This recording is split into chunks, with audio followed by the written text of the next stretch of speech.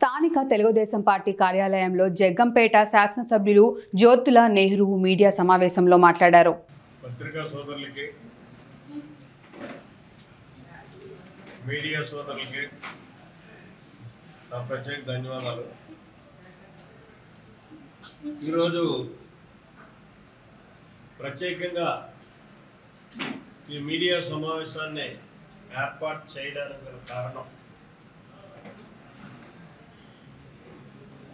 పనిచేసేటటువంటి ప్రభుత్వం ఏ రకంగా ప్రజా అవసరాలకు అనుగుణంగా ఆలోచన చేస్తుంది అని ప్రజలకు తెలియజేయడం కోసం ప్రధానంగా ఈ మీడియా సమావేశాన్ని ఏర్పాటు చేశారు.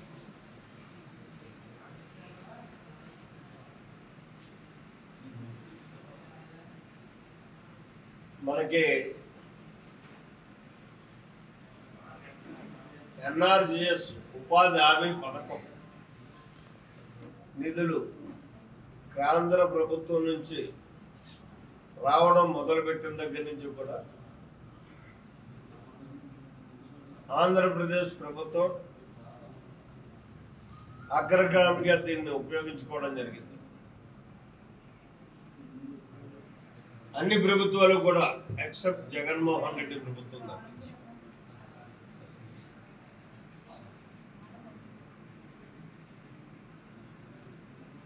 ఈరోజు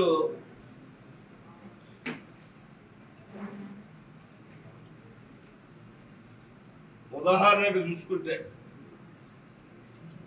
జగ్గంపేట నియోజకవర్గంలోనే దాని ఉదాహరణగా మనం చెప్పుకోవచ్చు.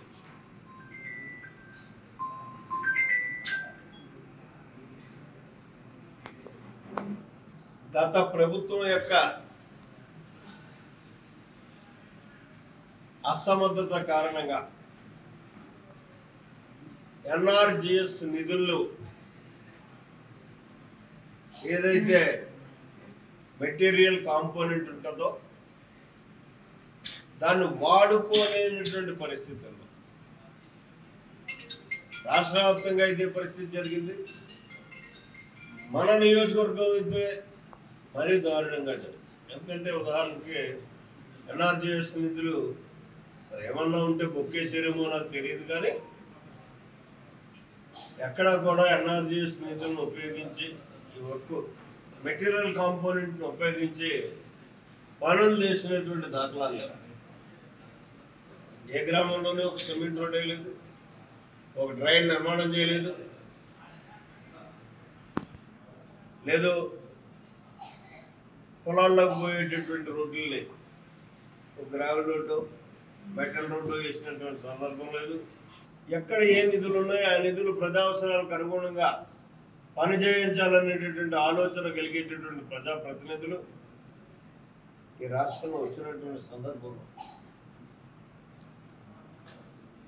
దానికి సంబంధించినటువంటి శాఖ మార్చుడిగా పవన్ కళ్యాణ్ గారు కానీ, గౌరవ ముఖ్యమంత్రి చంద్రబాబు నాయుడు గారు కానీ ఈ 60 రోజుల్లోనే ప్రత్యేకమైనటువంటి దృష్టి పెట్టి అసలు ఎన్ఆర్జీఎస్ నిధుల్ని ఏ రకంగా ఈ ప్రభుత్వం ఉపయోగించింది, ఏ మేరకు సద్వినియోగం చేసింది అన్నదాన్ని రెవ్యూ చేసి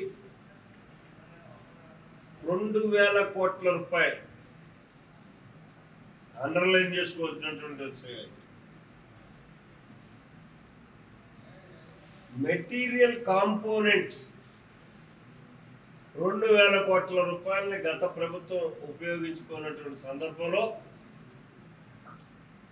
ఇవాళ దాన్ని వెలికితీసి 2000 కోట్ల రూపాయలు మెటీరియల్ కాంపౌండ్ని కూడా ఇవాళ ప్రతి నియోజకవర్గానికి 100 కోట్లు తగ్గకుండా ఇచ్చేటటువంటి అవకాశం ఉంది. అందులో భాగంగా ఇప్పటికే నేనైతే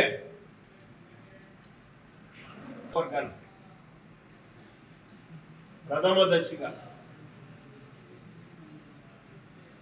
మేజర్ పంచాయతీలు అయినటువంటి హెడ్ క్వార్టర్ అయినటువంటి నియోజకవర్గానికి హెడ్ క్వార్టర్ అయినటువంటి జగ్గంపేట గ్రామ పంచాయతీకి 10 కోట్ల రూపాయలు కేవలం సిమెంట్ రోడ్లు, డ్రైన్స్ నిర్మాణం చేయడానికి. అలాగే గోకవరం మేజర్ పంచాయతీకి 10 కోట్ల రూపాయలు,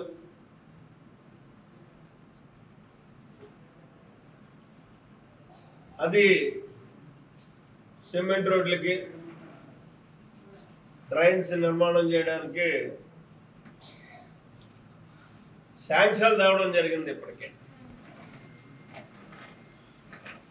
కమిషనర్ పంచాయతీరాజ్ నుంచి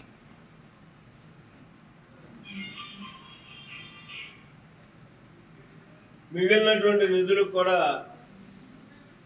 మళ్ళీ 100 కోట్లు పైబడి ఇవాళ ఎస్టిమేట్లు తయారవుతున్నాయి. ప్రతి గ్రామంలోని ఉన్నటువంటి మిగిలినటువంటి సిమెంట్, గతంలో వేసినటువంటి సిమెంట్ రోడ్లు కాక మళ్ళీ ఇవాళ వేయాల్సినటువంటి